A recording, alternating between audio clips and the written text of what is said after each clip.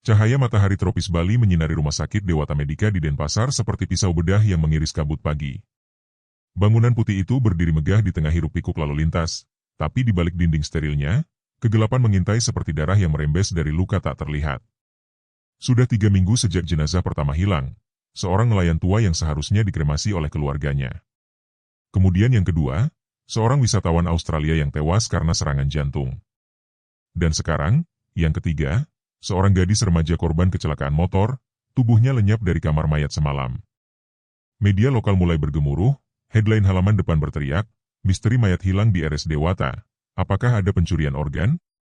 Dr. Bramantio Santoso, kepala bedah saraf yang terkenal, berdiri di balkon ruangannya, menghisap rokok sambil memandang pantai Kuta di kejauhan. Wajahnya tampak tenang, mata coklatnya hangat seperti dokter yang telah menyelamatkan ratusan nyawa.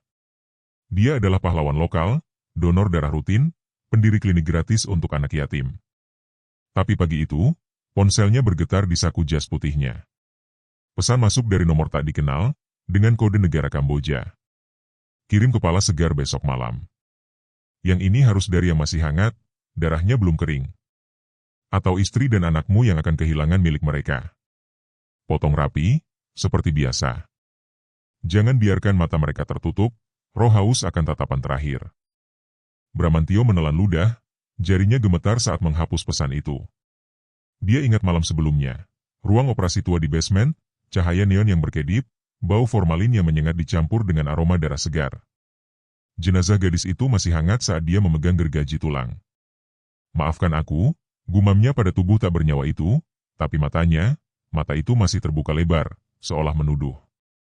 Dia telah memotong lehernya dengan presisi, memisahkan kepala dari badan seperti memetik buah matang. Kepala itu sekarang berada di kota pendingin, siap dikirim ke pelabuhan. Di seberang kota, di sebuah kafe kecil dekat pantai Sanur, Sinta Wijaya duduk dengan laptop terbuka, jarinya menari di keyboard. Usia 28 tahun, rambut hitam panjangnya terikat asal, mata hijaunya penuh ambisi. Sebagai jurnalis baru di Bali Post, dia haus akan cerita besar yang bisa melambungkan namanya. Desas-desus tentang mayat hilang telah mencapai telinganya melalui jaringan informan, seorang perawat pensiun yang dulu bekerja di RS Dewata. Informan itu, seorang pria tua bernama Pak Gede, duduk di depannya, wajahnya keriput dan matanya gelisah. Mereka bertemu di pojok kafe yang sepi, angin laut membawa bau garam yang menyamarkan keringat ketakutan Pak Gede. "Non Sinta, ini bukan sekadar pencurian organ," bisik Pak Gede, suaranya serak seperti batu yang digerus ombak. "Dokter Bramantio, dia bukan manusia biasa. Aku pernah melihatnya di basement. Mayat-mayat itu mereka tak mati saat dimutilasi." Sinta mengerutkan kening, jantungnya berdegup lebih cepat. "Apa maksud Bapak? Mereka sudah meninggal saat tiba di rumah sakit, kan?" Pak Gede tertawa pelan, tapi tawanya seperti jeritan yang tertahan, dingin, brutal, menyayat. "Meninggal? Oh, nona muda, kau terlalu naif. Mereka injeksi obat lumpuh dulu. Tubuh mereka tak bisa bergerak, tapi pikiran mereka masih hidup. Aku dengar jeritan itu malam-malam. Bukan jeritan biasa, seperti lagu neraka, Non. Tolong, potong hatiku saja. Biarkan kepalaku utuh. Aku bisa merasakan semuanya." Begitu katanya, Bramantio, sambil memegang pisau bedah. Dia potong leher mereka perlahan, biar darahnya mengalir seperti sungai merah. Kepala itu dipisah, mata masih berkedip, mulut ternganga dalam doa terakhir. "Dijual ke Kamboja," katanya. "Untuk ritual mistis, memanggil roh mati, memberi makan dewa haus darah." Sinta merinding, bulu kuduknya berdiri. Udara kafe tiba-tiba terasa dingin, seperti hembusan dari kamar mayat. "Bukti? Ada bukti, Pak?" Pak Gede menyodorkan flash drive kecil di bawah meja, jarinya gemetar. "Rekaman suara dari basement. Dengar sendiri. Tapi hati-hati, Non. Kebenaran ini seperti pisau, bisa menusukmu dari belakang." Bramantio tahu segalanya. Dia bilang padaku sekali, "Kalau kau bicara, aku akan potong lidahmu dulu, lalu kepalamu. Biar kau rasakan bagaimana jadi mayat yang berbisik."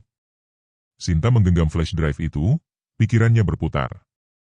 Ini bisa jadi skup terbesar, atau akhir dari karirnya. atau nyawanya. Saat Pak Gede bangkit untuk pergi, dia berbisik terakhir, suaranya seperti hembusan angin kematian. Ingat, Non. Kepala mereka tak pernah benar-benar mati. Mereka berbisik di kegelapan, memohon pembalasan. Dan jika kau mendekat terlalu dekat kepalamu yang berikutnya. Sinta duduk sendirian, memandang ombak di luar jendela. Bali yang indah tiba-tiba terasa seperti neraka yang menyamar. Dia tahu, investigasi ini baru saja dimulai, dan darah akan segera mengalir. Malam menyelimuti Denpasar seperti kain kafan, udara lembab penuh bau garam dan asap knalpot. Rumah sakit Dewata Medika tampak sepi di bawah sinar bulan, hanya lampu neon di pintu masuk yang berkedip lemah, seperti denyut nadi yang sekarat. Sinta Wijaya berdiri di gang sempit di belakang gedung, jantungnya berdegup kencang. Jaket hitamnya menyatu dengan bayang-bayang, tapi keringat dingin di dahinya mengkhianati ketegangannya. Di tangannya, kunci curian dari Pak Gede, yang dia gunakan untuk menyelinap ke pintu servis kamar mayat. Di sisinya, Joko, penjaga malam rumah sakit, tampak gelisah. Pria kurus berusia 40-an itu menggenggam senter, matanya liar memindai kegelapan. Sinta menghubunginya setelah mendengar rekaman suara dari flash drive Pak Gede, jeritan mengerikan, suara gergaji tulang, dan tawa pelan Dokter Bramantio yang seperti pisau mengiris udara. Tenang, nak, kepalamu akan jadi karya seni terbaikku. Joko setuju membantu, tapi ketakutannya nyata. Non, ini gila, bisiknya, suaranya gemetar. Kalau ketahuan, kita selesai. Bramantio bukan dokter biasa. Dia seperti iblis dengan jas putih. Joko, kalau kau takut, pulang saja, sela Sinta tajam, meski suaranya bergetar. Tapi aku harus tahu apa yang terjadi di sini. Mayat-mayat itu, mereka bilang beberapa masih hidup saat dipotong. Aku perlu bukti. Joko menelan ludah, matanya memandang pintu besi kamar mayat. Bukti? Non, kau tak tahu apa yang kulihat. 2 minggu lalu, aku dengar jeritan dari ruang operasi tua di basement. Bukan jeritan biasa, like someone's soul being ripped apart. Aku intip dari celah pintu. Bramantio berdiri di sana, tangannya merah darah, memegang kepala seorang pria. Matanya, Tuhan, matanya masih bergerak, menatapku. Bramantio ketawa, bilang, Joko, mau coba rasanya? Aku bisa potong lehermu perlahan, biar kau merasakan tiap inci pisaunya. Atau kalau mau diam, ku beri bagian, kepala berikutnya untukmu. Aku lari, Non. Aku penutup mulut sejak itu. Sinta merinding, tapi tekadnya membaja.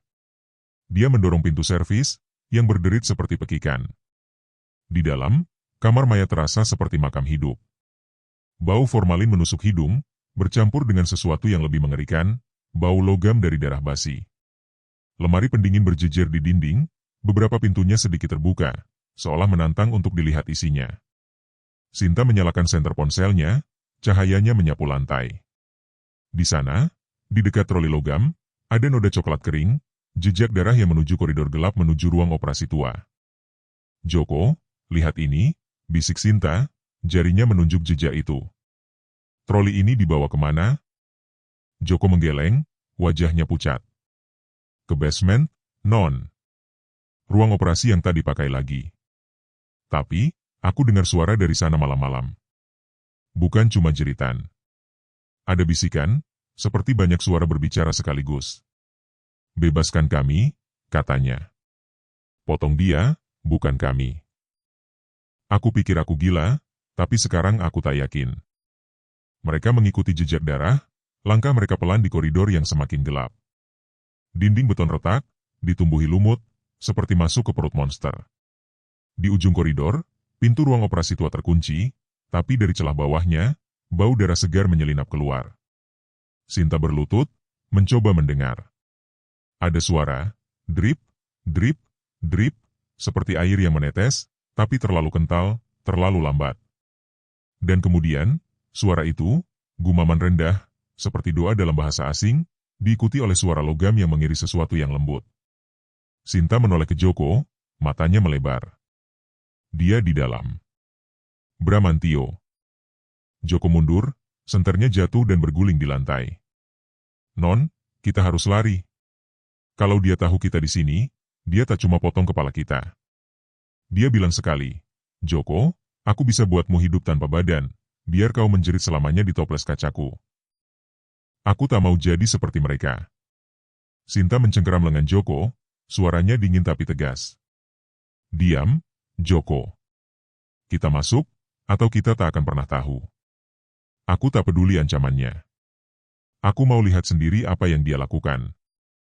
Dengan tangan gemetar, Sinta memasukkan kunci curian ke lubang kunci. Pintu berderi terbuka, mengungkap kegelapan yang lebih pekat. Cahaya senter menyapu ruangan, meja operasi berlumur darah, gergaji tulang tergeletak di samping ember berisi cairan merah.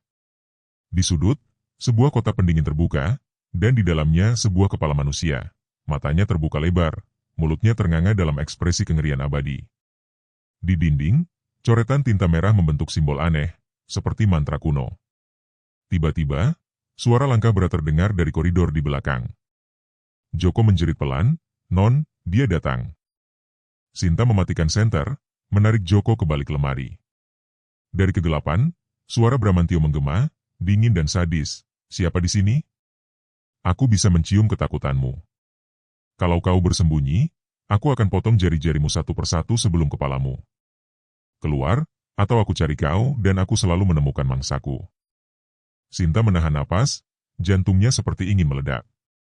Di tangannya, ponselnya merekam, menangkap setiap kata sadis itu.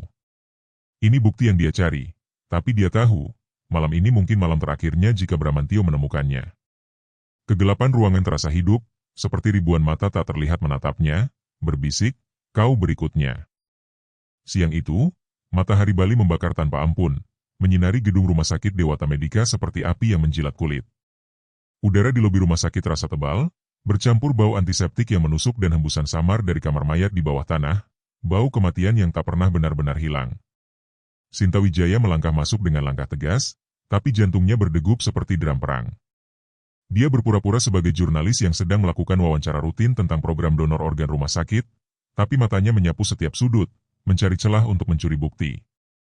Rekaman dari ponselnya malam tadi masih menghantuinya. Suara Bramantio yang dingin, "Kalau kau bersembunyi, aku akan potong jari-jarimu satu persatu sebelum kepalamu." Di kantor Dr. Bramantio di lantai 3, ruangan itu terasa seperti ruang interogasi yang mewah. Dinding berlapis kayu jati, trofi penghargaan bedah saraf berjejer di rak, dan meja besar dengan model otak manusia yang terbelah, seperti janji kekerasan yang tersembunyi. Bramantio duduk di balik meja, jas putihnya rapi, senyumnya hangat tapi mata coklatnya dingin seperti mata mayat yang diawetkan. "Selamat siang, Nona Wijaya," sapanya, suaranya halus tapi ada nada mengancam di baliknya, seperti pisau yang disembunyikan di saku. "Saya dengar Anda dari Bali Post. Apa yang bisa saya bantu?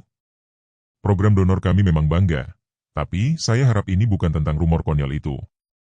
Sinta duduk di kursi tamu, tangannya diam-diam menggenggam flash drive cadangan.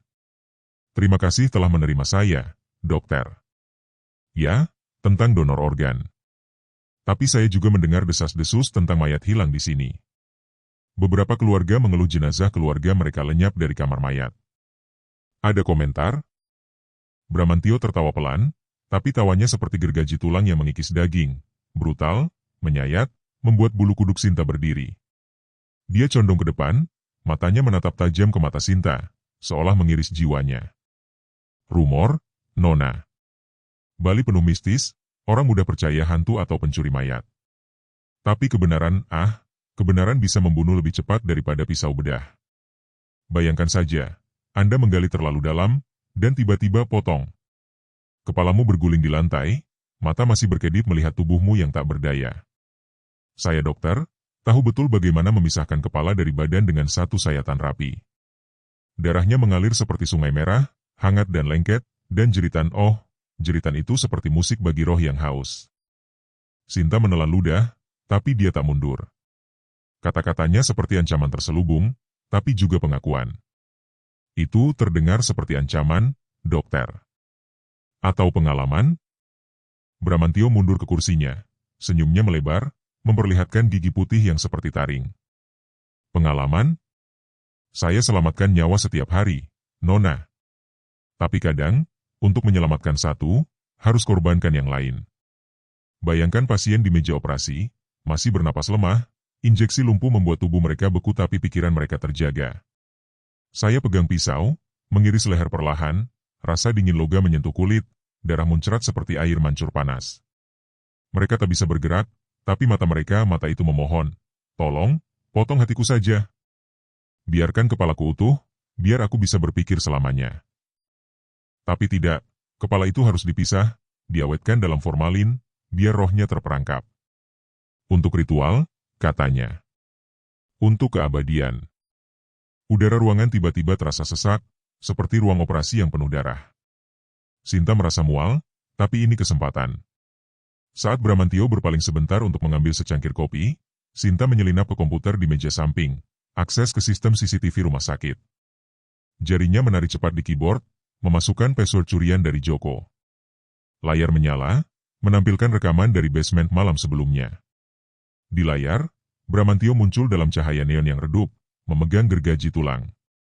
Jenazah seorang pria tua terbaring di meja, tubuhnya masih bergetar lemah, masih hidup? Bramantio bergumam, suaranya terekam jelas, "Ini untuk keabadianmu, Tuan. Potong rapi, biar darahnya tak tumpah sia-sia." Mata tetap terbuka, ya? Roh Kamboja suka tatapan ketakutan. Gergaji berputar, suara mengiris tulang bergema seperti jeritan, darah memercik ke lensa kamera. Kepala terpisah, berguling pelan ke ember, mulutnya ternganga dalam ekspresi kengerian abadi.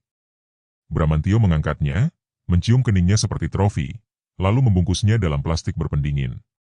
Sinta hampir muntah, tapi dia cepat mengunduh rekaman ke flash drive-nya. Saat itu, Bramantio berbalik, matanya melebar melihat apa yang dilakukan Sinta. "Apa yang kau lakukan di sana?" Suaranya berubah, rendah dan ganas seperti binatang yang siap menerkam. Sinta bangkit, mundur ke pintu, flash drive aman di saku. "Hanya memeriksa fakta, dokter. Terima kasih atas wawancaranya." Bramantio melangkah mendekat, tangannya meraih pisau bedah kecil dari meja, alat sungguhan, berkilau dingin. "Kau tak tahu apa yang kau undang, Nona. Kalau rekaman itu keluar, aku tak cuma potong mayat. Aku akan mulai dengan jarimu, iris satu persatu sampai kau memohon mati. Lalu lehermu, sayatan lambat, biar kau rasakan tiap denyut nadi yang memudar. Kepalamu akan jadi yang terbaik di koleksiku," berbisik rahasia gelap di altar Kamboja. Sinta berlari keluar ruangan, koridor rumah sakit terasa seperti labirin neraka. Di belakangnya, tawa Bramantio menggema, brutal dan mencekam, "Lari saja, nak. Tapi ingat, kegelapan selalu mengejar." Dan saat itu tiba, pisau bedahku akan menyapa. Sinta tahu, konfrontasi ini baru permulaan, dan darah akan segera mengalir lebih deras. Hujan malam turun deras di Denpasar, mengubah jalanan menjadi cermin gelap yang memantulkan lampu neon rumah sakit seperti darah yang mengalir di urat kota. Sinta Wijaya duduk di kamar sewaannya yang sempit di pinggir kuta, jendela berembun menyembunyikan dunia luar. Laptopnya menyala redup, memutar ulang rekaman CCTV dari basement rumah sakit Dewata Medika. Gambar itu membakar pikirannya. Dokter Bramantio, dengan jas bedah berlumur darah, mengangkat kepala pria tua itu seperti trofi, matanya berkilau kegilaan. Suara gergaji tulang masih bergema di telinga Sinta, bercampur jeritan pelan yang tak mungkin manusiawi, jeritan seseorang yang tahu maut datang tapi tak bisa melawan. "Ini untuk keabadianmu," gumam Bramantio dalam rekaman, dan Sinta merasa tulang punggungnya mendingin seperti disentuh pisau bedah. Tapi bukan hanya rekaman itu yang membuatnya gemetar. Di antara file curian dari sistem rumah sakit, dia menemukan dokumen yang mencantumkan nama yang tak pernah ia duga, Dr. Harjo Wijaya, ayahnya sendiri, Kepala Dinas Kesehatan Bali. Laporan keuangan mencurigakan menunjukkan transfer jutaan dolar ke rekening luar negeri, ditandatangani ayahnya, dengan catatan samar, proyek khusus Kamboja. Sinta menutup laptop, napasnya tersengal. Ayahnya, pria yang membesarkannya dengan cerita tentang kejujuran dan pengabdian medis, kini terkait dengan mutilasi sadis ini? Dia harus tahu kebenaran, meski itu berarti menggali kubur keluarganya sendiri.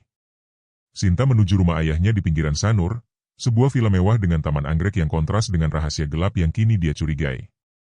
Hujan masih mengguyur, membuatnya basah kuyup saat mengetuk pintu. Dr. Harjo Wijaya, berusia 60 tahun, membuka pintu dengan wajah lelah namun waspada. Rambutnya yang mulai memutih dan kacamata berbingkai emas tak bisa menyembunyikan ketegangan di matanya. "Sinta? Jam segini? Ada apa?" Suaranya lembut, tapi ada nada yang asing, seperti seseorang yang menyembunyikan pisau di balik punggung. Sinta tak membuang waktu. Dia masuk, mengabaikan aroma teh melati yang biasanya menenangkan, dan melempar flash drive ke meja kayu jati. Ayah, jelaskan ini. Nama ayah ada di dokumen rumah sakit. Transfer ke Kamboja, proyek mutilasi kepala manusia. Ayah tahu apa yang Bramantio lakukan, bukan? Mereka masih hidup saat dipotong, ayah. Aku lihat rekamannya, mata mereka berkedip, mulut mereka memohon. Apa yang ayah sembunyikan? Harjo memandang flash drive itu seolah itu granat yang siap meledak. Wajahnya memucat, tapi dia cepat menguasai diri, duduk dengan tenang di sofa kulit. Sinta, kau tak mengerti. Jangan campuri ini. Kau anakku, tapi ada hal yang terlalu besar untukmu. Keren sekali, ayah, sela Sinta, suaranya penuh kemarahan yang bercampur air mata. Terlalu besar? Aku dengar jeritan mereka, ayah. Bramantio bilang dia potong leher mereka perlahan, biar darah mengalir seperti air mancur, biar roh mereka terperangkap untuk ritual Kamboja. Dan nama ayah ada di dokumen itu. Katakan padaku ini bukan benar. Harjo menatapnya, matanya tiba-tiba gelap, seperti jurang yang menelan cahaya. Dia bangkit, melangkah ke arah Sinta dengan langkah yang terlalu tenang, terlalu terkendali. Sinta, kau tak tahu apa yang kau hadapi. Aku akan ceritakan satu hal, tapi dengar baik-baik, karena aku tak akan ulangi. Suaranya turun menjadi bisikan, dingin dan brutal seperti pisau yang menggores tulang. Bramantio bukan dalang. Dia cuma alat, tangan yang memotong karena aku perintahkan. Aku yang atur pengiriman kepala ke Kamboja. Mereka butuh kepala segar, dari tubuh yang masih bernapas, untuk ritual yang tak bisa kau pahami. Aku lakukan ini untuk menyelamatkan kita semua, termasuk kau. Tapi jika kau terus menggali, Sinta, aku sendiri yang akan memastikan kepalamu ada di kota pendingin berikutnya. Bayangkan, pisau bedahku mengiris lehermu perlahan, darahmu menetes ke lantai, matamu memandangku sambil memohon. Aku tak mau itu, tapi aku akan lakukan jika kau memaksaku. Sinta mundur, jantungnya seperti dihantam palu. Ini ayahnya, pria yang mengajarinya naik sepeda, yang menangis saat ibunya meninggal. Tapi sekarang, di matanya, dia melihat kegilaan yang sama seperti di mata Bramantio. Ayah, kenapa? Untuk apa? Uang? Kekuasaan? Harjo tertawa, tawa yang seperti kaca pecah, tajam dan menyayat. Uang? Ini bukan soal uang, Sinta. Ini soal roh-roh yang haus, yang menuntut darah untuk diam. Kamboja bukan tujuan akhir, kepala itu untuk altar, untuk menutup pintu neraka yang terbuka bertahun-tahun lalu. Aku terlibat karena aku tak punya pilihan. Dan kau seharusnya diam, atau kepalamu akan jadi kunci terakhir. Aku akan potong sendiri, Sinta. Aku tahu caranya, satu sayatan, darah menyembur seperti air terjun, dan matamu akan tetap terbuka, menatapku selamanya. Sinta berlari keluar rumah, hujan membasahi wajahnya, mencampur air mata dan ketakutan. Di tangannya, flash drive itu terasa seperti bom yang siap meledakkan hidupnya. Dia tahu ayahnya bukan hanya terlibat, dia dalangnya. Tapi kata-kata terakhir Harjo bergema di kepalanya, sadis dan mencekam. Kepalamu akan jadi kunci terakhir. Di tengah hujan, Sinta merasa bayang-bayang mengintainya, seperti ribuan mata dari kepala-kepala yang dipotong, berbisik, kau tak bisa lari dari darahmu sendiri. Malam itu, Denpasar diselimuti kabut tebal, seperti nafas kematian yang merayap dari kamar mayat rumah sakit Dewata Medika. Sinta Wijaya duduk di sudut kantor redaksi Bali Post yang sepi, jantungnya berdegup kencang seperti detak jam yang menghitung mundur kematiannya. Layar laptopnya menyala, menampilkan dokumen curian, catatan medis pasien yang meninggal di rumah sakit, tapi ditandai dengan kode aneh, LV, yang Sinta curigai berarti living victim. Bukti yang dia temukan malam itu bersama Joko, penjaga malam, membakar pikirannya. Laporan autopsi palsu, injeksi obat paralitik, dan catatan tangan Dr. Bramantio yang menyebutkan kepala harus segar, darah masih hangat untuk ritual. Tapi yang paling menghancurkan adalah pengakuan ayahnya, Dr. Harjo Wijaya, malam sebelumnya. Dia dalang di balik mutilasi sadis ini, menjual kepala ke Kamboja untuk menutup pintu neraka. Sinta tahu dia harus masuk lebih dalam, meski kata-kata ayahnya masih mengiris jiwanya seperti pisau bedah. Aku sendiri yang akan memastikan kepalamu ada di kota pendingin berikutnya. Dia menghubungi Joko, yang setuju menemuinya di arsip bawah tanah rumah sakit, tempat dokumen rahasia disimpan. Udara malam terasa berat saat Sinta menyelinap kembali ke Dewata Medika melalui pintu servis, kabut menyelimuti langkahnya seperti jubah kematian. Joko sudah menunggu di koridor gelap, wajahnya pucat seperti mayat, matanya liar seperti tikus yang terperangkap. "Non, ini gila," bisik Joko, suaranya serak, tangannya gemetar memegang kunci arsip. "Aku dengar suara lagi tadi malam dari basement." "Bukan jeritan, bisikan, Non. Banyak suara, seperti paduan suara orang mati." "Potong dia, bukan kami," katanya. "Aku tak tahan lagi. Bramantio tahu kita mengintip. Dia bilang padaku tadi sore, 'Joko, kalau kau tak diam, aku akan iris tenggorokanmu perlahan, biar kau dengar darahmu menetes ke lantai sebelum mati. Lalu kepalamu akan kugantung di altar, mata terbuka, menatap neraka selamanya.'" Sinta mencengkeram lengan Joko, matanya membara meski ketakutan menggerogoti tulangnya. "Joko, kita harus temukan bukti fisik. Catatan medis, obat-obatan, apa saja. Kalau ayahku dalangnya, aku harus tahu seberapa jauh ini berjalan." Mereka menyelinap ke ruang arsip, sebuah ruangan sempit di bawah tanah yang bau jamur dan kertas busuk bercampur dengan aroma logam dari darah yang entah bagaimana masih tercium. Rak-rak besi dipenuhi kotak dokumen, beberapa berlabel autopsi khusus dengan tulisan tangan yang sama seperti di laporan Bramantio. Sinta membuka salah satu kotak, tangannya gemetar saat menemukan laporan. Pasien berusia 19 tahun, meninggal karena overdosis, tapi catatan samping menyebutkan, injeksi paralitik diberikan pukul 23.45, sayatan dimulai pukul 23.50. Mata tetap terbuka, respons pupil aktif. Di sampingnya, foto polaroid, kepala remaja itu, mata lebar penuh kengerian, mulut ternganga seperti berteriak tanpa suara, darah masih menetes dari leher yang dipotong kasar. Sinta menutup mulutnya, mual membakar tenggorokannya. Tuhan, mereka masih hidup saat dipotong. Ini bukan hanya mutilasi, Joko. Ini penyiksaan. Joko memandang foto itu, wajahnya memucat seperti kain kafan. "Non, aku pernah lihat dia kerja. Bramantio tak cuma potong. Dia nikmati. Malam itu, aku intip dari ventilasi. Pria tua, mungkin 60-an, terikat di meja. Bramantio injeksi sesuatu, tubuhnya berhenti bergerak, tapi mata itu menjerit. Dia pegang pisau bedah, bilang, 'Jangan takut, Pak. Ini untuk keabadian. Aku akan iris lehermu perlahan, biar kau rasakan tiap serat otot yang putus.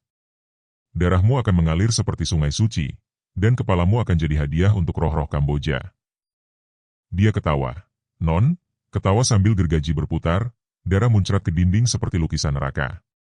Aku dengar pria itu mencoba menjerit, tapi cuma keluar desis, seperti angin dari kubur. Sinta merasa dunia berputar, tapi dia memaksa diri membuka dokumen lain.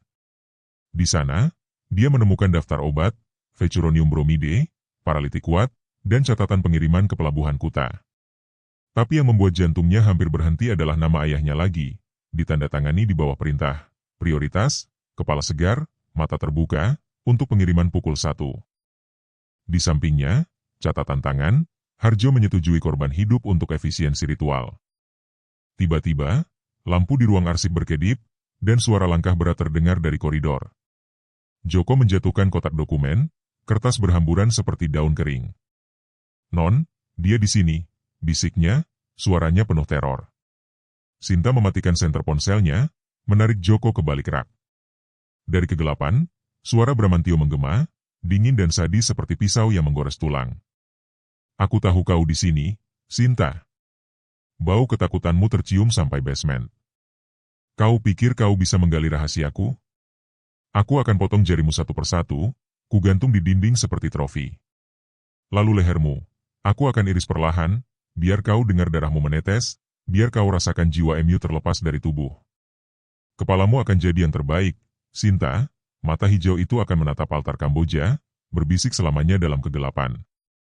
Sinta menahan napas, tangannya menggenggam dokumen erat-erat. Di saku, ponselnya merekam setiap kata.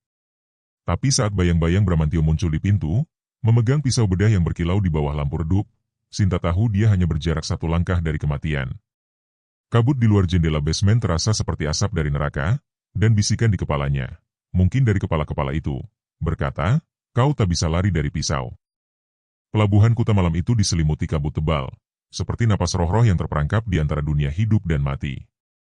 Angin laut membawa bau garam bercampur diesel, tapi ada aroma lain yang mengintai, bau logam dari darah yang tak pernah benar-benar kering. Sinta Wijaya dan Joko bersembunyi di balik tumpukan peti kayu di dermaga, tubuh mereka meringkuk di bawah jaket hitam untuk menyatu dengan kegelapan. Jantung Sinta berdegup kencang, dokumen curian dari ruang arsip masih terasa panas di sakunya. Daftar pengiriman ke Kamboja, ditandatangani ayahnya, Dr. Harjo Wijaya, dengan catatan sadis tentang kepala segar, mata terbuka. Rekaman suara Bramantio dari malam sebelumnya masih bergema di kepalanya. Aku akan iris lehermu perlahan, biar kau dengar darahmu menetes, biar kau rasakan jiwamu terlepas. Joko, dengan wajah pucat seperti kain kafan, memegang senter kecil yang tak dinyalakan, matanya liar memindai dermaga. Non, ini terlalu berbahaya, bisiknya, suaranya serak dan gemetar. Aku dengar dari supir truk di rumah sakit, pengiriman ini bukan cuma mayat. Mereka bawa kepala dalam kotak pendingin, tapi kadang-kadang kotak itu bergerak, Non. Aku tak bercanda. Aku dengar suara dari dalam, ketukan pelan, seperti jari yang masih hidup, memohon keluar. Bramantio bilang ke supir, kalau kotak itu berbunyi, pukul sampai diam. Roh mereka harus tetap terjaga, tapi tak boleh kabur. Sinta menelan ludah, bulu kuduknya berdiri. Joko, kita harus lihat sendiri. Kalau pengiriman ini benar, kita punya bukti untuk hentikan mereka. Dan ayahku, aku harus tahu sejauh apa dia terlibat. Di kejauhan, lampu truk mendekat, ban berderit di atas kerikil basah. Dua pria bertubuh kekar turun, membawa kotak pendingin besar berlabel, sampel medis, Kamboja. Tapi kotak itu bergetar pelan, seperti ada sesuatu di dalam yang berjuang melawan kematian. Sinta mengintip dari celah peti, matanya melebar saat melihat Dr. Bramantio muncul dari bayang-bayang. Jas putihnya kini diganti jaket hitam, tapi pisau bedah di tangannya berkilau di bawah lampu dermaga. Dia berbicara dengan salah satu pria, suaranya rendah tapi jelas, penuh kegilaan sadis. Buka kotaknya, cek matanya, perintah Bramantio, nadanya seperti dokter yang memeriksa pasien, tapi ada kegembiraan mengerikan di dalamnya. Roh mereka harus tetap hidup untuk ritual. Kalau matanya tertutup, potong kelopaknya. Aku ingin mereka menatap saat tiba di altar. Mereka bilang, darah yang masih hangat membuat roh Kamboja puas, jeritan terakhir mereka seperti nyanyian untuk dewa.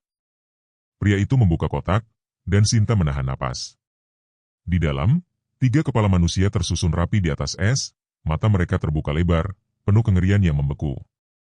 Satu kepala, milik wanita muda, seperti bergerak, bibirnya bergetar seolah mencoba berbicara. Pria itu tertawa kasar, menampar kotak itu.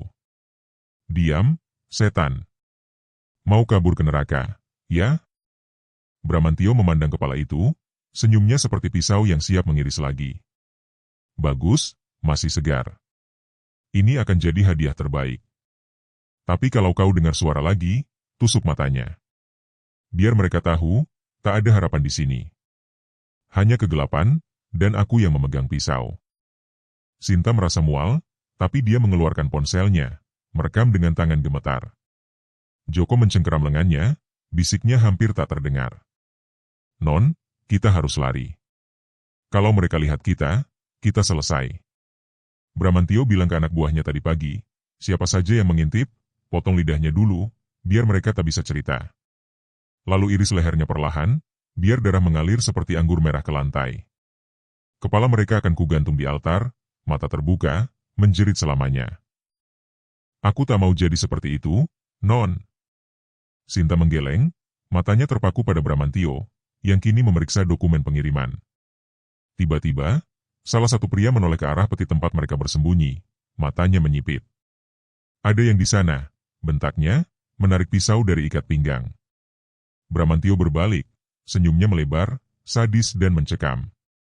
Oh, tikus kecil yang suka mengintip? Keluar, atau aku akan cari kau. Aku tahu baumu, Sinta. Aku akan potong kakimu dulu, biar kau merangkak memohon. Lalu lehermu, sayatan lambat, biar kau dengar darahmu menyanyi sebelum mati. Kepalamu akan jadi karya terindahku, digantung di altar Kamboja, berbisik selamanya dalam kegelapan. Sinta dan Joko berlari, zigzag di antara peti dan tong, suara langkah berat dan teriakan pria-pria itu mengejar seperti anjing pemburu. Sinta menabrak tumpukan tali, jatuh, lututnya berdarah, tapi dia bangkit, ponsel masih di tangan. Di belakang, Bramantio berteriak, suaranya seperti jeritan dari neraka. Kau tak bisa lari, Sinta. Pisau bedahku akan menemukanmu, mengiris kulitmu lapis demi lapis, sampai kau memohon aku mengambil kepalamu. Altar menunggu, dan darahmu akan jadi persembahan terakhir. Mereka berhasil mencapai gang sempit di ujung dermaga, bersembunyi di balik drum minyak. Napas Sinta tersengal, rekaman di ponselnya aman, tapi kata-kata Bramantio menggema seperti kutukan.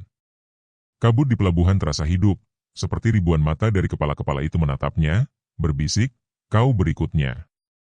Sinta tahu, pengiriman ini hanyalah puncak gunung es, dan ayahnya, Harjo, adalah kunci untuk membongkar neraka ini.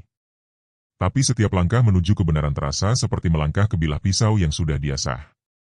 Kabut malam menyelimuti desa terpencil di Ubud seperti asap dari api kematian, menyapu sawah dan pura kecil dengan keheningan yang mencekik. Angin membawa bau tanah basah bercampur sesuatu yang busuk, bau darah dan formalin yang merayap dari gereja tua yang ditinggalkan di ujung desa. Bangunan itu, tersembunyi di balik pohon beringin raksasa, berdiri seperti monumen kegelapan, dindingnya retak ditumbuhi lumut, atapnya berderit seolah meratap. Sinta Wijaya melangkah pelan di jalur tanah menuju gereja, jantungnya berdegup seperti palu menghantam tulang.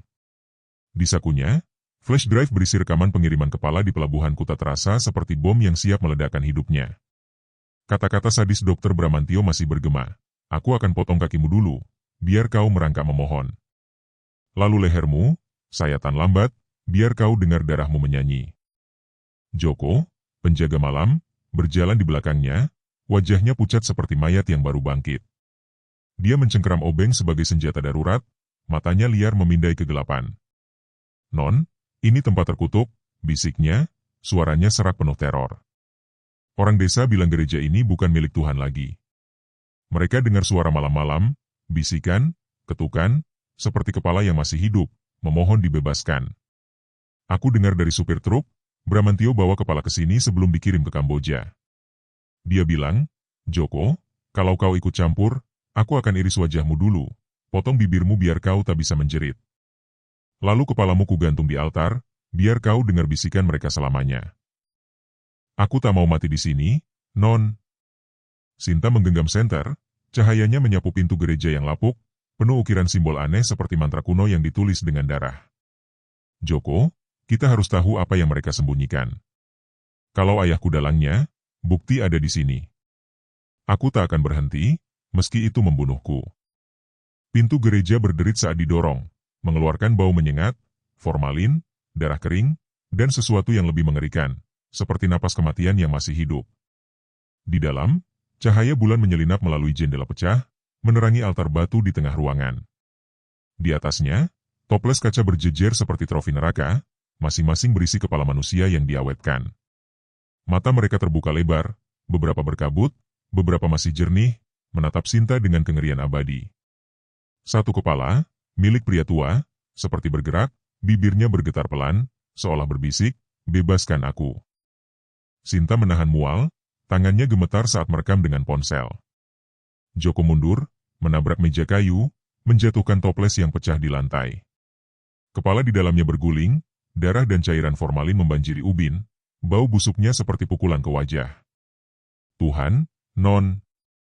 Joko menjerit pelan. Mereka masih hidup. Aku dengar bisikan itu tiap malam di rumah sakit. Potong dia, bukan kami, katanya. Bramantio bilang kepala ini untuk ritual, untuk membuka pintu neraka, atau menutupnya. Aku tak tahu, Non, tapi aku tak mau jadi seperti mereka. Tiba-tiba, suara langkah berat terdengar dari belakang altar. Dr. Harjo Wijaya, ayah Sinta, muncul dari bayang-bayang, wajahnya dingin seperti batu nisan. Matanya, yang dulu penuh kasih, kini gelap seperti jurang. Di tangannya, pisau bedah berkilau, ujungnya masih basah dengan darah segar. Sinta, suaranya rendah, brutal, seperti pisau yang menggores tulang. Kau tak seharusnya ada di sini. Aku sudah bilang, kebenaran ini akan membunuhmu. Sinta mundur, Ponsel masih merekam, tapi suaranya penuh kemarahan yang bercampur air mata. Ayah, ini apa? Kepala-kepala ini, mereka masih hidup saat dipotong, bukan? Aku lihat catatannya, injeksi paralitik, mata terbuka, darah masih hangat. Ayah dalangnya, mengirim mereka ke Kamboja untuk ritual apa? Katakan padaku, atau aku serahkan semua bukti ke polisi. Harjo tertawa, tawa yang seperti kaca pecah, tajam dan menyayat.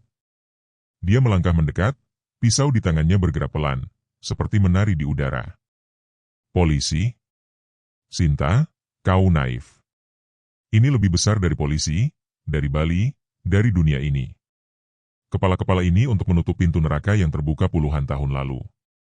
Roh-roh Kamboja haus, mereka minta darah segar, pikiran yang masih hidup. Aku pilih mereka, korban yang tak akan dicari, dan Bramantio memotong untukku. Aku lihat sendiri, pisau masuk ke leher, darah menyembur seperti air mancur merah, mata mereka menjerit meski tubuh tak bergerak. Aku dengar bisikan mereka, Sinta, memohon mati lagi dan lagi. Dan kepalaku akan jadi yang terakhir untuk menutup pintu itu. Tapi kalau kau terus menggali, anakku, aku sendiri yang akan iris lehermu. Aku tahu caranya, satu sayatan, kulit terbelah seperti kain, darah mengalir seperti sungai suci, dan matamu akan menatapku selamanya, berbisik di altar ini. Sinta merasa dunia runtuh, tapi dia tak mundur. Ayah, kau monster. Kau pikir aku akan diam? Aku akan bongkar semuanya, meski itu menghancurkan kita berdua. Harjo melangkah lebih dekat, pisau di tangannya menyentuh pipi Sinta, dingin dan tajam. Hancur? Oh, Sinta, kau tak tahu apa itu hancur. Bayangkan, aku ikat kau di meja, injeksi paralitik membuatmu beku, tapi kau merasakan semuanya. Pisau ini akan masuk ke lehermu, perlahan, memotong urat demi urat, tulang demi tulang. Darahmu akan banjiri lantai, tapi matamu akan tetap terbuka, menatapku saat aku angkat kepalamu ke toples. Kau akan berbisik selamanya, anakku, bersama mereka. Jangan paksa ayahmu melakukan ini. Joko menjerit, lari ke pintu, tapi Harjo bergerak cepat, melempar pisau yang menancap di pintu, nyaris mengenai kepala Joko. Kau tetap di sini, tikus, bentak Harjo, suaranya seperti petir dari neraka. Kalau kau lari, aku akan potong kakimu dulu, biar kau merangkak di darahmu sendiri. Lalu lidahmu, aku akan iris kecil-kecil, biar kau tak bisa cerita. Kepalamu akan kugantung di altar, berbisik bersama yang lain, memohon kematian yang tak pernah datang. Sinta mencengkeram ponsel, rekaman masih berjalan, tapi dia tahu dia terjebak. Altar di belakang Harjo seolah hidup, kepala-kepala itu berbisik dalam bahasa yang tak dimengerti. Mata mereka menatapnya seperti kutukan. Di luar, kabut semakin tebal, seperti tirai yang menutup dunia, dan Sinta merasa neraka sudah membuka pintunya, dan dia berdiri di ambangnya. Hujan kembali mengguyur ubud, mencambuk gereja tua yang kini terasa seperti makam hidup, dinding-dindingnya berlumur-lumut dan darah kering yang seolah meratap dalam diam. Di dalam, altar batu dengan toples kepala manusia memancarkan aura mengerikan, mata-mata beku itu menatap Sinta Wijaya dengan kengerian abadi, seolah berbisik tentang nasib yang menantinya. Bau formalin dan darah busuk menyengat, bercampur dengan hawa dingin yang seperti napas dari neraka. Sinta berdiri membeku di depan ayahnya, Dr. Harjo Wijaya, yang baru saja mengancamnya dengan pisau bedah, kata-katanya masih menggema. Pisau ini akan masuk ke lehermu, perlahan, memotong urat demi urat, tulang demi tulang. Kau akan berbisik selamanya di altar ini. Tapi ketegangan itu terputus oleh jeritan Joko, penjaga malam, yang kini terpojok di pintu gereja, wajahnya pucat seperti mayat yang baru bangkit. Non Sinta, lari, teriak Joko, suaranya serak penuh teror, tapi ada nada aneh di dalamnya, seperti seseorang yang menyembunyikan rahasia. Sinta menoleh, dan untuk pertama kalinya, dia melihat kilatan di mata Joko yang bukan sekadar ketakutan. Ada sesuatu yang gelap, licik, seperti tikus yang menunggu momen untuk menggigit. Sebelum Sinta bisa bereaksi, Joko tiba-tiba melompat ke arahnya, bukan untuk melindungi, tapi untuk mendorongnya ke arah Harjo.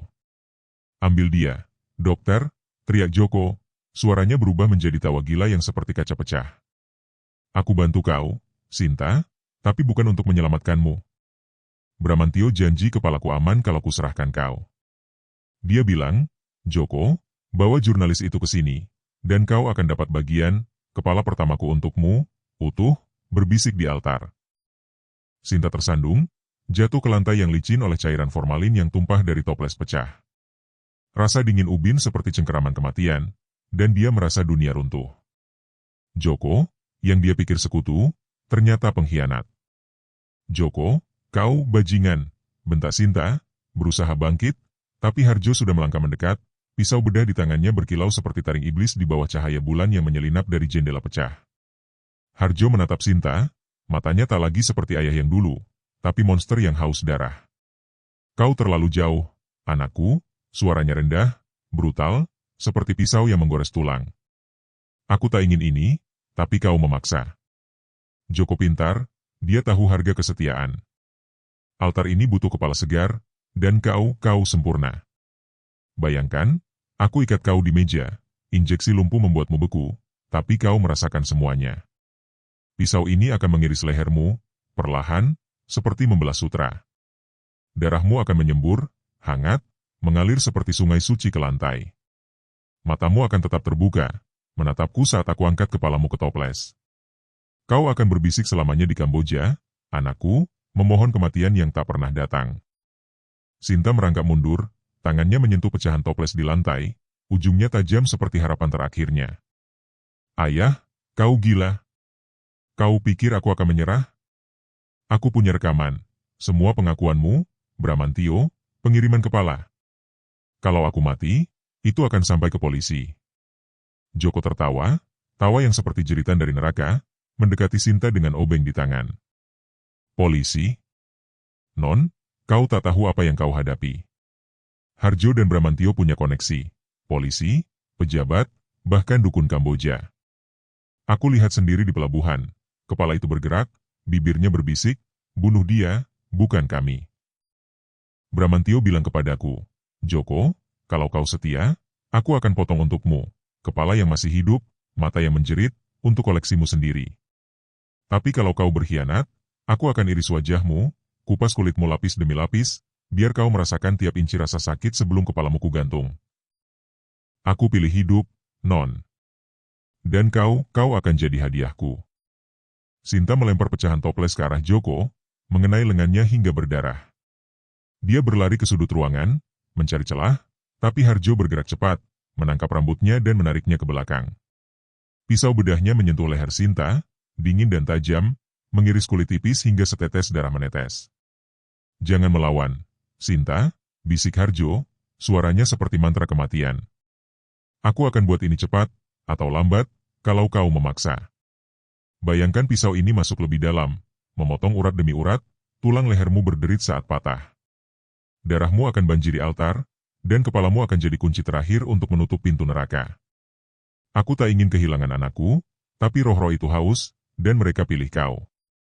Sinta menjerit, meronta, dan berhasil melepaskan diri, menendang kaki Harjo hingga dia tersandung. Dia berlari ke pintu, tapi Joko mengejar, obeng di tangannya diayunkan ke arah punggung Sinta. Kau tak lari, Non, teriak Joko, suaranya penuh kegilaan. Aku akan potong kakimu dulu, biar kau merangkak di darahmu sendiri.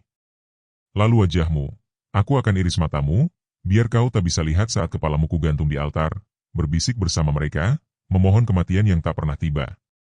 Sinta menghindar, obeng itu menancap di dinding kayu, dan dia berhasil mencapai pintu, berlari keluar ke hujan yang dingin. Kabut menyelimutinya, tapi dia tahu Joko dan Harjo di belakangnya, pisau dan obeng mereka seperti cakar iblis. Ponsel di sakunya masih merekam, menangkap setiap ancaman sadis, tapi Sinta merasa altar itu hidup, kepala-kepala itu berbisik di kepalanya. Kau tak bisa lari dari darahmu. Dia tahu pengkhianatan Joko hanyalah permulaan, dan neraka yang diciptakan ayahnya jauh lebih gelap dari yang dia bayangkan. Hujan deras mencambuk ubud, mengubah tanah di sekitar gereja tua menjadi lumpur merah yang seperti darah yang mengalir dari luka terbuka. Gereja itu berdiri seperti makam raksasa, dindingnya retak seolah menahan jeritan ribuan jiwa. Di dalam, bau formalin dan darah busuk bercampur dengan asap dari lilin yang berkedip di altar, menerangi toples-toples kaca berisi kepala manusia yang mata mereka menatap dengan kengerian abadi. Sinta Wijaya tersandung masuk kembali ke ruang bawah tanah gereja. Napasnya tersengal, darah menetes dari luka kecil di lehernya akibat pisau bedah ayahnya, Dr. Harjo Wijaya. Pengkhianatan Joko masih membakar pikirannya. Pria yang dia pikir sekutu kini mengejarnya dengan obeng, siap memotongnya demi imbalan dari Dr. Bramantio. Tapi malam ini, Sinta tahu, hanya ada satu cara untuk mengakhiri neraka ini, membakar semuanya. Di tangannya, sebotol alkohol medis curian dari rumah sakit dan korek api. Dia telah kembali ke gereja setelah melarikan diri dari Joko dan Harjo, tekadnya membaja meski ketakutan menggerogoti tulangnya. Altar itu harus hancur, toples-toples kepala itu harus lenyap, meski itu berarti menghadapi Bramantio, yang kini muncul dari bayang-bayang ruang bawah tanah, pisau bedah di tangannya berkilau seperti taring iblis di bawah cahaya lilin. Wajahnya, biasanya tenang seperti dokter pahlawan, kini terdistorsi oleh kegilaan sadis, matanya seperti lubang hitam yang menelan jiwa. Sinta, suara Bramantio rendah, seperti gemuruh dari neraka, setiap kata seperti pisau yang mengiris udara. Kau kembali untuk menyerahkan kepalamu? Baik, kau hemat waktuku. Aku akan potong lehermu di altar ini, perlahan, biar darahmu menyembur seperti air mancur suci, mengalir ke toples-toples ini. Matamu akan tetap terbuka, menatap roh-roh Kamboja saat mereka menyambutmu. Kau akan berbisik selamanya, nak, jeritanmu akan jadi lagu pengantar tidur mereka. Sinta mundur, tangannya mencengkeram botol alkohol, jantungnya berdegup seperti bom yang siap meledak. Kau sakit, Bramantio, bentaknya, suaranya penuh kemarahan meski getar ketakutan tak bisa disembunyikan. Aku tahu semuanya, kepala yang masih hidup, injeksi paralitik, ritual Kamboja. Aku punya rekaman, dan kalau aku mati, itu akan sampai ke dunia. Altar ini akan kuhancurkan, meski harus kubakar bersama kau. Bramantio tertawa, tawa yang seperti kaca pecah, tajam dan menyayat, menggema di ruang bawah tanah yang pengap. Dia melangkah mendekat, pisau bedahnya bergerak pelan seperti sedang menari. Bakar? Oh, Sinta, kau tak tahu apa yang kau hadapi. Api tak akan menghentikan roh-roh ini. Aku lihat sendiri, kepala-kepala itu, meski dipotong, masih berbisik, mata mereka berkedip saat kugantung di altar. Aku akan ikat kau di meja, injeksi lumpuh biar kau merasakan tiap sayatan. Pisau ini akan masuk ke lehermu, memotong urat demi urat, tulang demi tulang, darahmu akan banjiri lantai seperti sungai merah. Aku akan kupas wajahmu dulu, biar kau lihat dirimu di cermin saat kulitmu terlepas lapis demi lapis. Kepalamu akan jadi karya terindahku, Sinta, digantung di altar, berteriak selamanya dalam kegelapan. Sinta melempar botol alkohol ke arah altar, cairannya membanjiri toples-toples dan meja batu. Dia menyalakan korek api, nyalanya kecil tapi penuh ancaman. Mundur, atau kubakar semuanya, teriaknya, suaranya pecah tapi tegas. Tapi sebelum dia bisa bergerak, Joko muncul dari pintu belakang, obeng di tangannya berlumur darah, entah darah siapa. Wajahnya kini penuh kegilaan, seperti anjing yang mencium darah.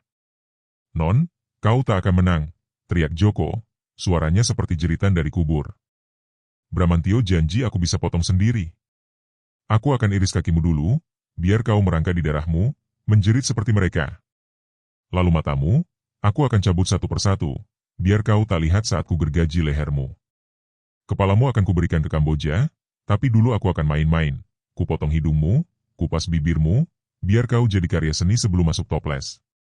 Sinta melempar korek api ke lantai, dan api langsung melahap alkohol, nyala biru menyapu altar, toples-toples pecah dalam ledakan kaca dan cairan busuk.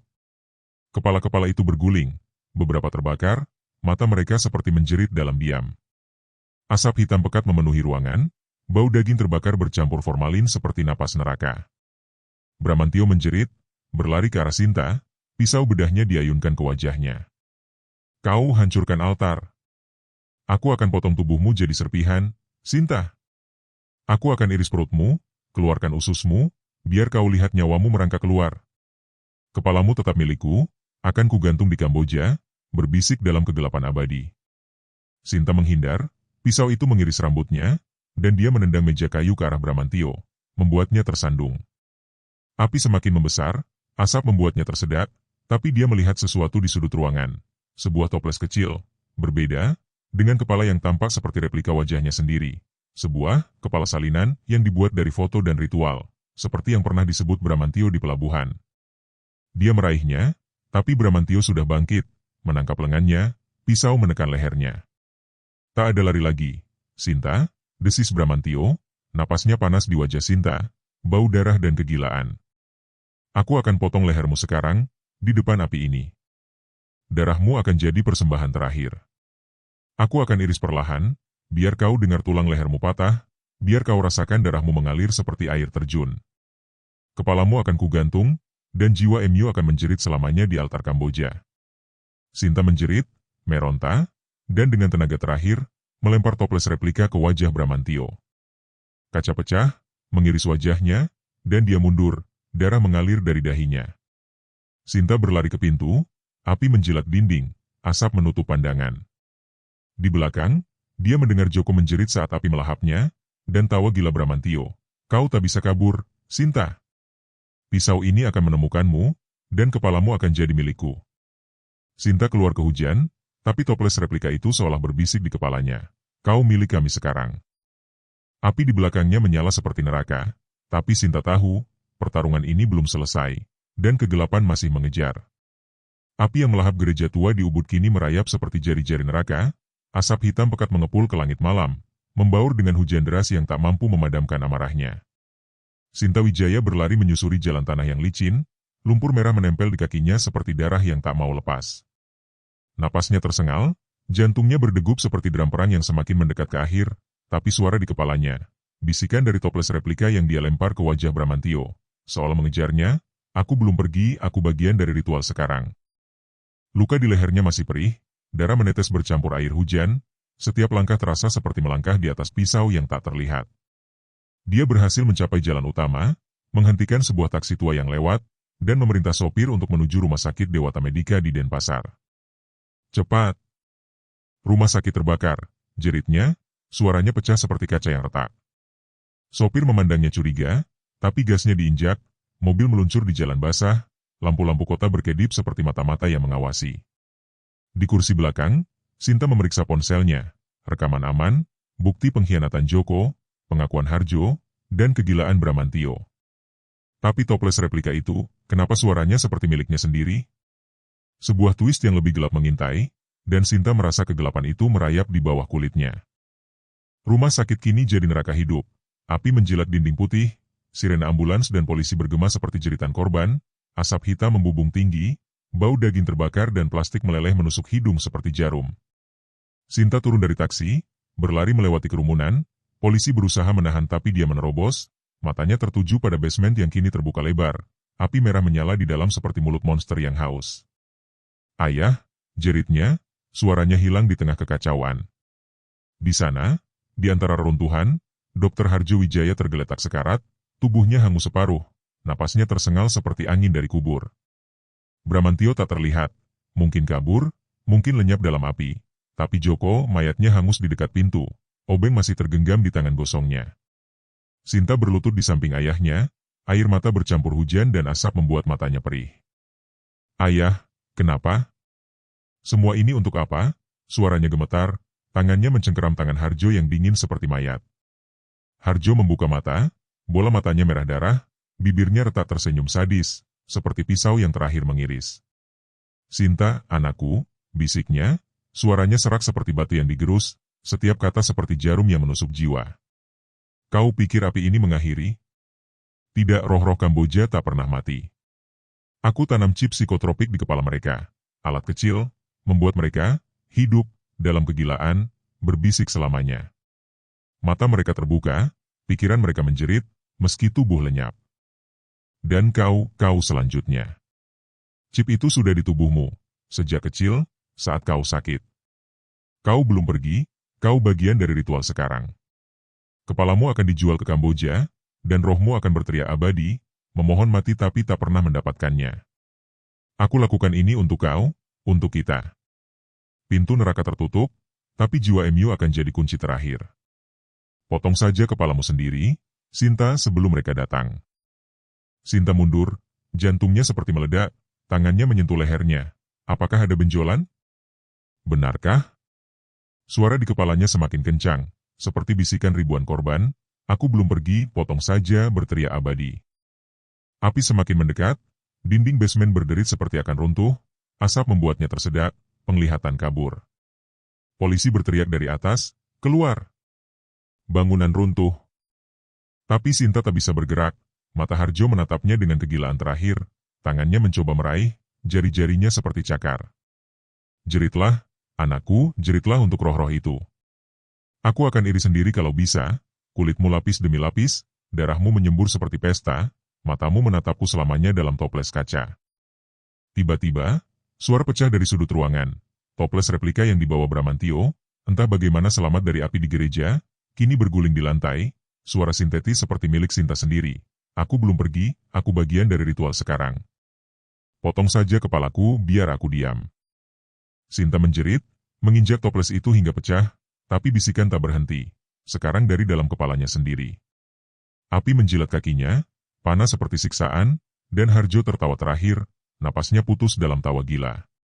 Sinta berlari keluar, melewati reruntuhan, polisi menariknya ke aman, tapi dia tahu, twist ini tak berakhir. Chip di tubuhnya, roh-roh Kamboja, dan kegelapan yang kini bagian dari dirinya. Setiap hembusan napas terasa seperti jeritan, dan kegelapan malam Bali semakin mencekam, menegangkan, seolah pintu neraka baru saja terbuka lebih lebar, dan dia berdiri di ambangnya, tak bisa kabur. Fajar menyingsing di Bali, sinar matahari lembut menyapu pantai Sanur, menciptakan kilau emas di permukaan laut yang tenang. Angin pagi membawa aroma garam dan bunga Kamboja, seolah mencoba menghapus bau darah dan formalin yang telah menghantui Sinta Wijaya selama berminggu-minggu. Dia duduk di tepi pantai, pasir dingin di bawah kakinya, ponsel di tangannya kini kosong. Rekaman dan bukti telah diserahkan ke Interpol melalui kontak jurnalis internasional yang dia percaya. Api yang melahap gereja tua di Ubud dan basement rumah sakit Dewata Medika telah menghancurkan altar kepala dan toples-toples mengerikan itu, tapi bayang-bayang kegelapan masih bergema di pikiran Sinta, terutama bisikan dari toples replika. Aku belum pergi, aku bagian dari ritual sekarang. Dr. Harjo Wijaya, ayahnya, tewas dalam kebakaran, tubuhnya hangus bersama rahasia gelapnya. Dr. Bramantio lenyap, mungkin kabur ke Kamboja atau terkubur di reruntuhan, tapi Interpol kini memburunya dengan bukti dari Sinta. Joko, pengkhianat yang terbakar, tak lagi jadi ancaman. Tapi ketakutan terbesar Sinta adalah pengakuan terakhir ayahnya, chip psikotropik di tubuhnya, yang konon membuatnya bagian dari ritual.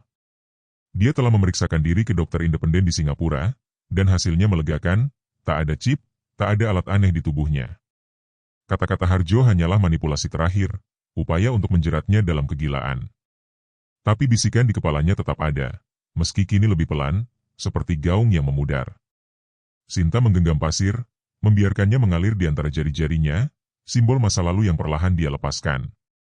Di saku jaketnya, sebuah surat dari editor Bali Post, artikelnya tentang jaringan mutilasi kepala telah diterbitkan, mengguncang Bali dan dunia medis internasional. Rumah sakit Dewata Medika ditutup, pejabat korup yang terkait ayahnya ditangkap, dan investigasi ke Kamboja sedang berjalan. Sinta bukan lagi jurnalis pemula, namanya kini dikenal sebagai pemberani yang membongkar neraka tersembunyi di balik keindahan Bali. Tapi di pantai yang sepi itu, dia tak merasa seperti pahlawan. Dia memandang laut, matanya basah, bukan karena kesedihan, tapi kelegaan. Aku menang, bisiknya pada dirinya sendiri, suaranya lembut tapi teguh. Kalian tak bisa mengambil jiwaku.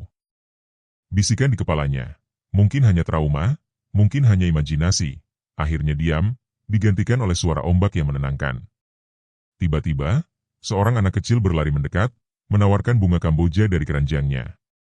Kakak, ini untukmu, katanya ceria, senyumnya polos seperti fajar. Sinta menerima bunga itu, aroma manisnya seperti janji kehidupan baru. Dia tersenyum, untuk pertama kalinya dalam berminggu-minggu, dan berkata, terima kasih, Dik. Ini indah. Di kejauhan, sebuah pesan masuk di ponsel baru Sinta, dari kontak Interpol, kami temukan jejak Bramantio di Phnom Penh. Dia akan ditangkap. Terima kasih, Sinta.